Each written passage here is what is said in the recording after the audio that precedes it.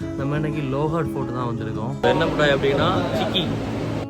வரலாற்றின் சிறப்பு மிக்க கோட்டைகளை கொண்ட மகாராஷ்டிராவின் லோஹாட் ஃபோர்ட்டு போய் ஃபோர்ட்டு பக்கத்திலே டென்ட் எல்லாம் அடிச்சு ஸ்டே பண்ணி தமிழ்நாடு ஸ்டைலில் சோறு முட்டைக்கறி எல்லாம் நல்ல வயறு நிறைய சாப்பிட்டு அடுத்த நாள் காலையில பவுனா லேக்கு போய் வார வழியிலேயே சிக்கின்னு சொல்ற ஃபேமஸான முட்டாயெல்லாம் சாப்பிட்டு நல்ல போல என்ஜாய் பண்ண ஒரு டிராவல் ஸ்டோரி பத்தி தான் இன்னைக்கு நீங்க பார்க்க போறது.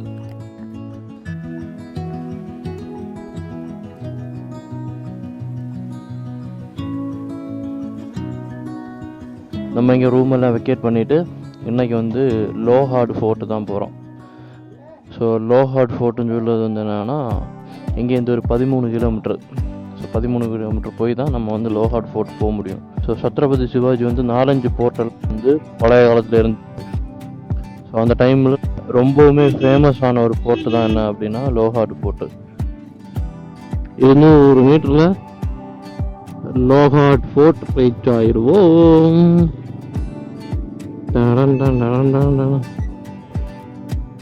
எப்போ நல்ல கூட்டம் டே, நினைச்ச மாதிரியே இல்லையே. இங்க வேறு கூட்டத்தை வேறு. ஏ அம்மா இவ்வளோ கூட்டமா இருக்கு.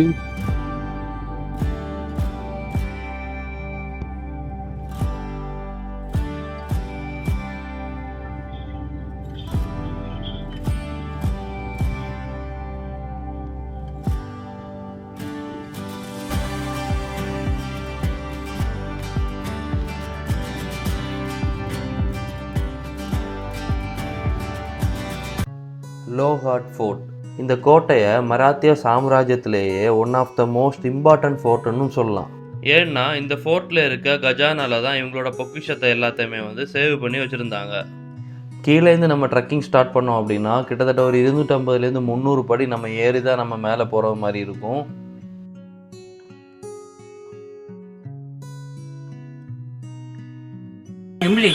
इमली हाँ बरोबर पुली पुली इमली चिल्ली चिल्ली इमली लस्सी அதான் அதான் மோர் இல்லை और संभारम संभारम. இந்த ஃபோர்ட்டுக்குள்ளாடி காலையில் 9 மணிலேருந்து ஈவினிங் 5 மணி வரை தான் அலோவ் பண்ணுவாங்க. பழைய காலத்து மகாராஜாவாக இருந்த சத்ரபதி சிவாஜியோட ஒரு போர்ட்டு இது. ஸோ நேற்றைக்கு வந்து ஒன்று பார்த்துருந்தோம்ல, அதே மாதிரி இங்கே ஒரு 4-5 இடம் இருக்குது. ஸோ இந்த லோஹாட் ஃபோர்ட் வந்து ரொம்பவுமே ஃபேமஸான ஒரு ஃபோர்ட் அப்படின்னு. ஸோ இங்கே கீழேருந்தே ஃபுல்லாக படி தான். ஸோ படி ஏறி தான் போகணும். ஸோ அந்த ஃபோர்ட்டு தான் நம்ம இப்போ போயிட்டுருக்கோம். எப்படி இருக்குன்னு பார்ப்போம். பார்த்துட்டு அதோட விஷுவல்ஸ் எல்லாம் காட்டும்.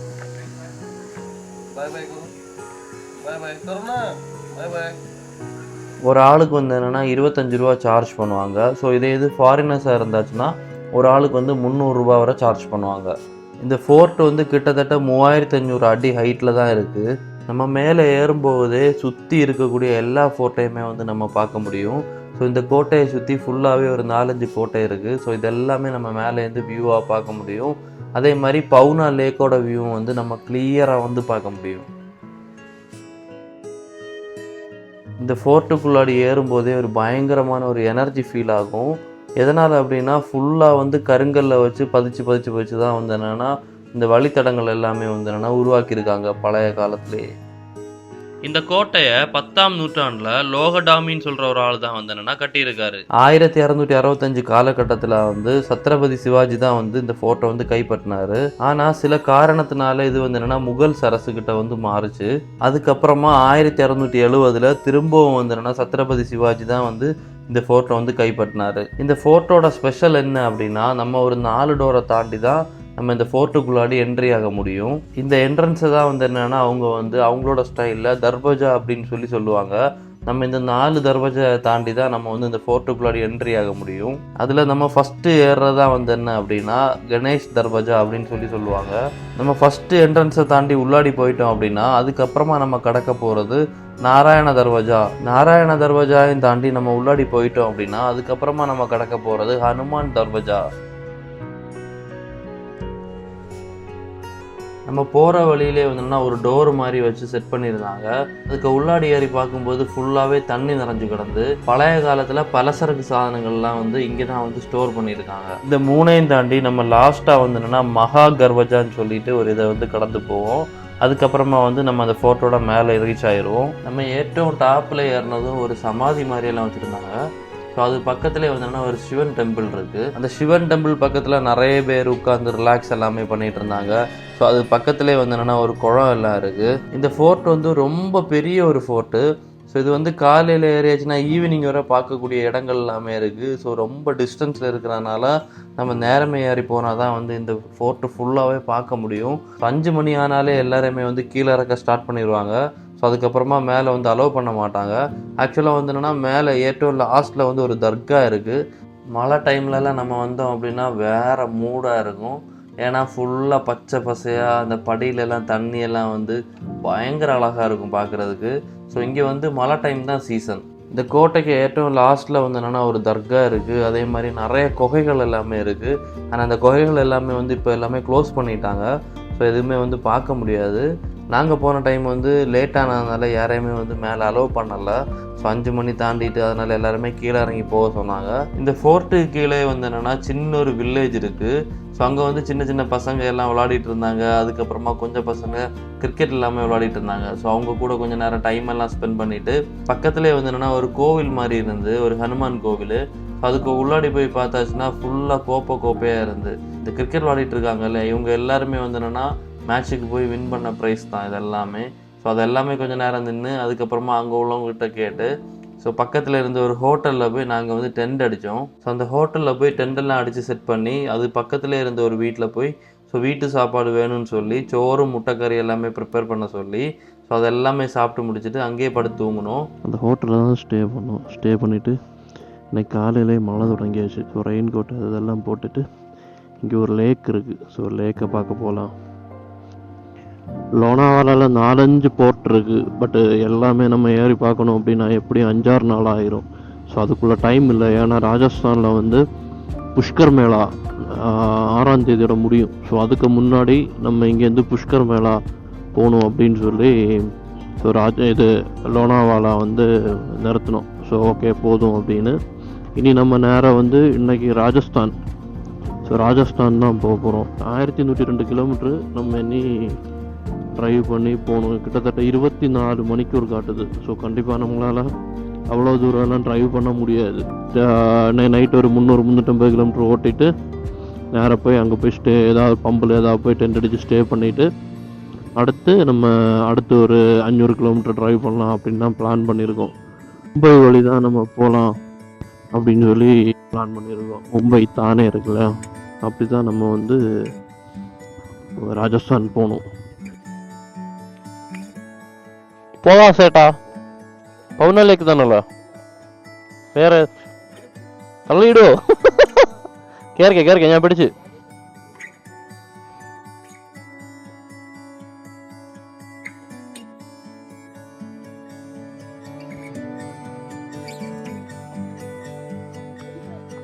திருப்பியும் அதே சேம் ரூட் மாறி போச்சு. பவுனா லேக், பவுனா பயங்கர செட்டப் പരിപാടിയെല്ലാം இருக்கு. பவுனா லேக்கில் ஃபேமஸான விஷயம் என்னன்னா டென்ட் ஸ்டேயும் പിന്നെ போட்டிங்கும் இந்த மாதிரி காரியங்கள்லாம் கொஞ்சம் ஃபேமஸான லேக்கு. நிறைய பேர் வீடியோ போட்டிருந்தாங்க. மழை டைமில் வந்து இதுலேருந்து தண்ணி விழுந்துட்டே இருக்கு. சூப்பராக இருக்கும் அது பார்க்கறதுக்கு.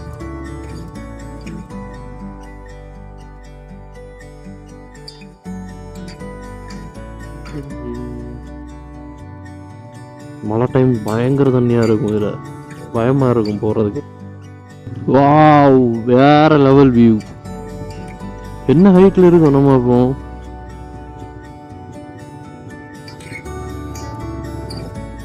சரியான வியூவாக இருக்கு. லேக் பவுனா லேக். எத்தனை கிலோமீட்டராக இருக்குல்ல லேக்கு.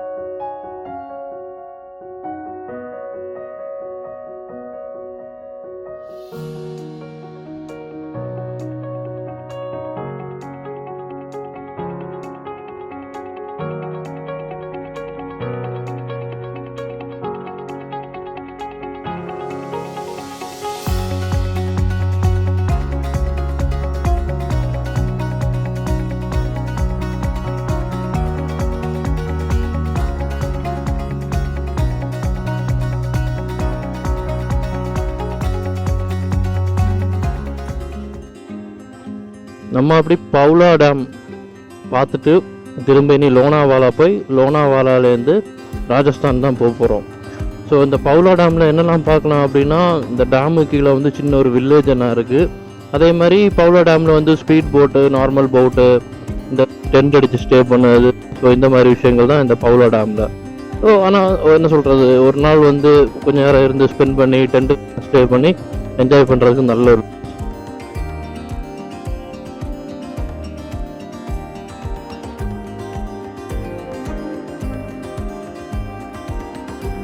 இங்கே வந்து என்னென்னா கேரளா ஹோட்டல் இருக்குது. ஸோ இங்கே வந்து நம்ம வந்து கேரளா சாப்பாடு எல்லாமே சாப்பிட்டுட்டு அங்கேருந்து கிளம்புறோம் நாங்கள்.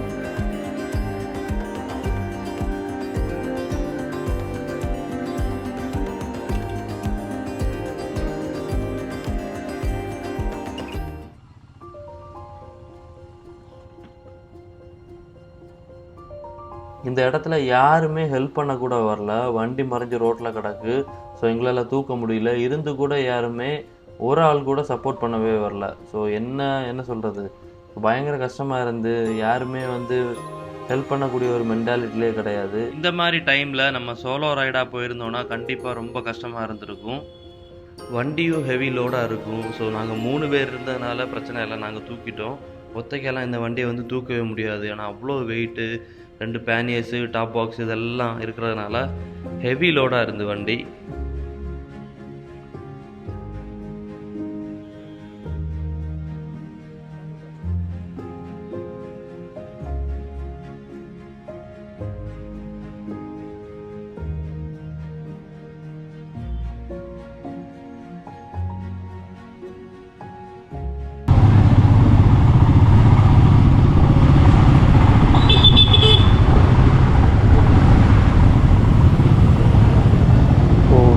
இந்த கடை தான் சிக்கி முட்டாய்க்கு வந்து ஃபேமஸான கடை.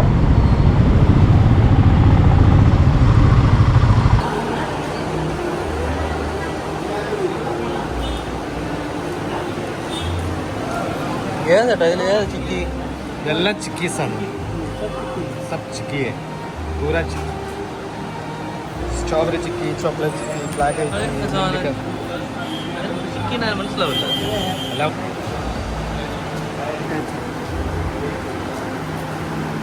லோனாவாலாவில் ஒரு ஃபேமஸான முட்டாய் இருக்கான். ஸோ என்ன முட்டாய் அப்படின்னா சிக்கி.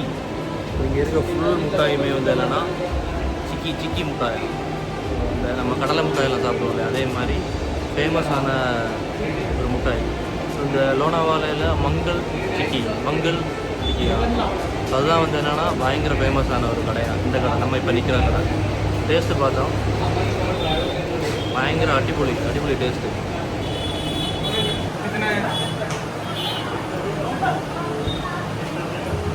ये 110 रुपीज़ का है.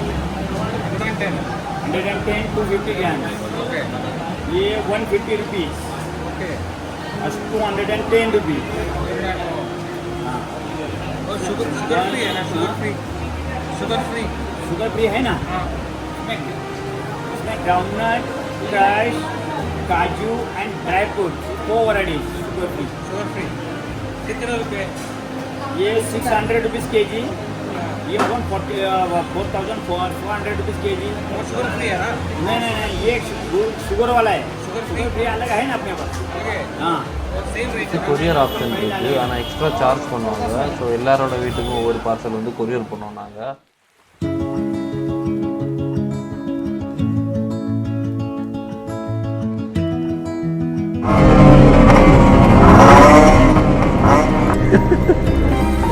कोटा, गुजराती कोटा.